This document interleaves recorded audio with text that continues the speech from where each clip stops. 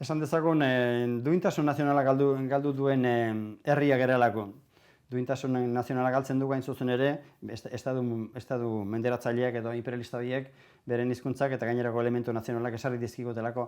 Orduan nire iritzia da berrereiki beharko genukela galduak genuen naziotasun hori.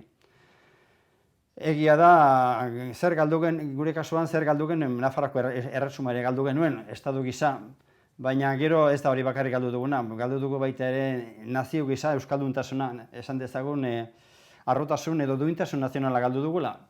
Orduan, duintasun nazionala galdu duen herri bat nola bizi da.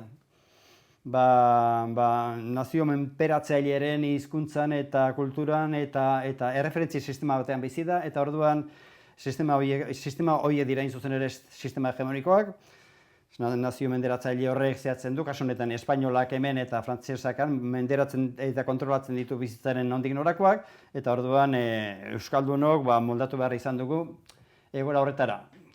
Industrializazioa eta modernizazioaren arian. Orduan abantailak, onura ekonomiko, sozioekonomikoak eta abar, etorri zaizkigu, hain zuzen ere, estadu menperatzaileien kontrolpean. Eta orduan, euskalduntasuna, atzerako itasunarekin, eta euskera, eta euskal kultura, eta euskal identidadea, hain zuzen ere, baserritarkeriarekin, eta barra lotu izan dugu.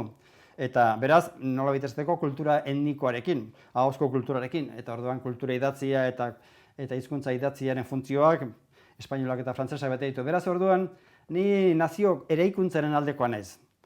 Egunen batean, estatu bat edo independentzia sortzeko bidean.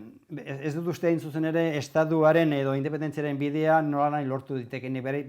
Baizik eta galdutako duintasun hori, alegia euskalduntasun nazional bat berreskuratzen dugun neurrian, behar bada, buru jabeak izateko beharra ere sentitu dezakigu.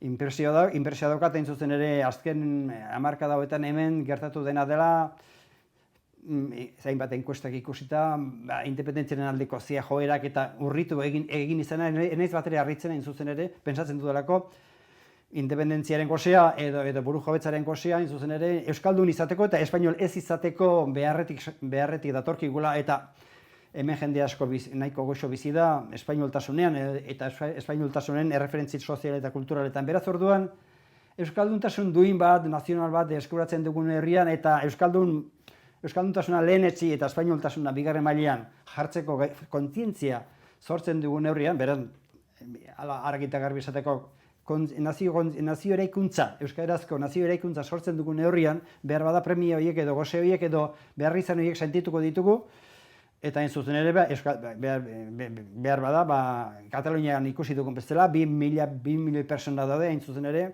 espainoltasunik uko egin diotenak eta katalantasunean bizitzeko aukera egin dutenak, eta uste dut hain zuzen ere guk ere horri jobarko genukela. Alegia nazio eraikuntza euskaldun bat sortzetik, bestela oso ez dut bat ere errez ikusten soberaniaren eta estaduaren aldeko borroka hori.